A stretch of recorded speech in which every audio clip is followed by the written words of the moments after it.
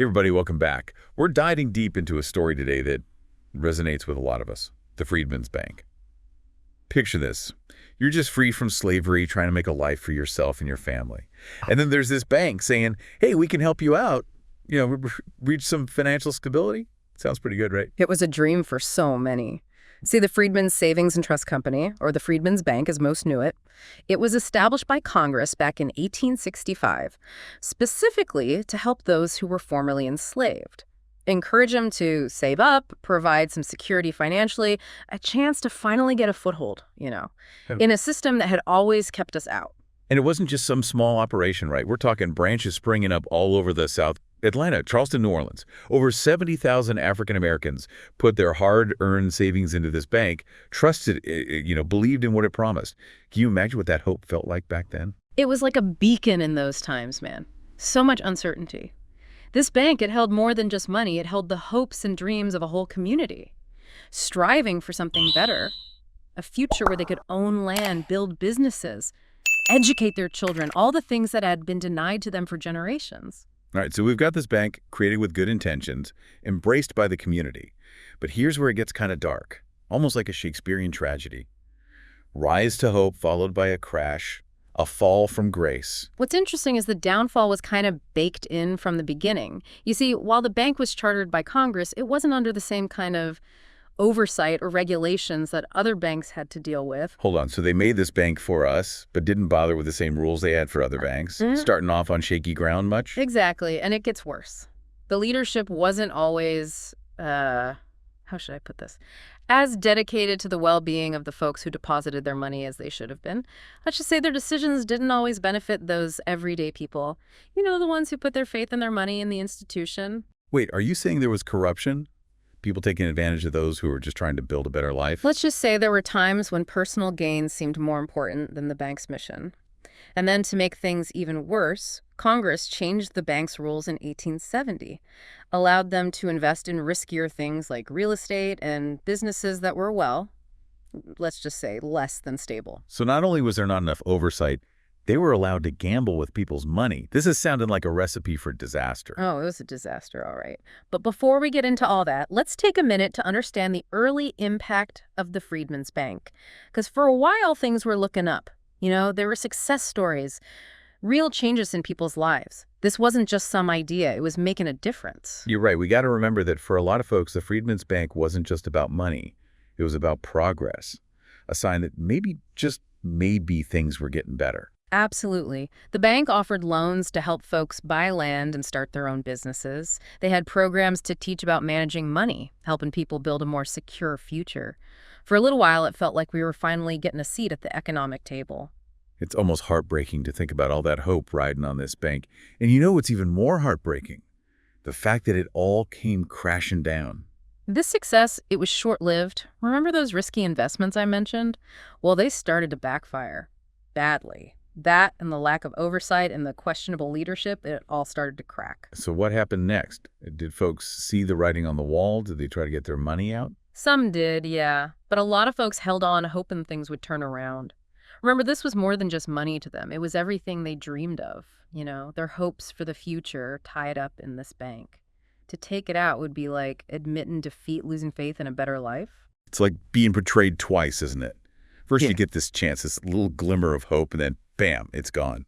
Taken away by folks who didn't care enough or were just plain greedy. I can't imagine how angry and disappointed people must have felt. The impact was devastating, man. In 1874, less than 10 years after it started, the Freedman's Bank closed its doors for good. Depositors lost almost $3 million, which today would be over $70 million. Just think about that kind of loss on a community trying to rebuild after slavery. $70 million. That's not just losing some change. That's generational wealth gone, just wiped out. It's not even just the money. It's the missed chances the dreams put on hold. Setbacks that lasted for generations. It wasn't just about the money. It was psychological, too. It made people distrust banks. The whole system felt rigged against us. Imagine finally tasting freedom, working hard to build a life, and then having it all snatched away. Makes you wonder who you can trust, doesn't it? If you can't trust the places that are supposed to help you, who can you trust? And don't forget, this was happening when African Americans were already up against it. Jim Crow laws, voting rights being taken away, limited job opportunities. The Freedmen's Bank closing just added another layer of hardship to an already tough situation. You know, it'd be easy to just dwell on the sadness of it all. But what happened after? What about the people who lost their savings? Did they just give up? No way. While a lot of people were heartbroken, there are also stories of strength and determination. People didn't just sit around and take it, they found ways to rebuild, often relying on each other and supporting their communities. That's the spirit that's always seen us through, right? That community bond, looking out for each other when times are tough. Exactly. We've always known how to make something out of nothing. The Freedmen's Bank closing was a huge blow, but it didn't crush our spirit. It pushed us to create our own ways to support each other, our own paths to economic power. This is where it gets really interesting for me.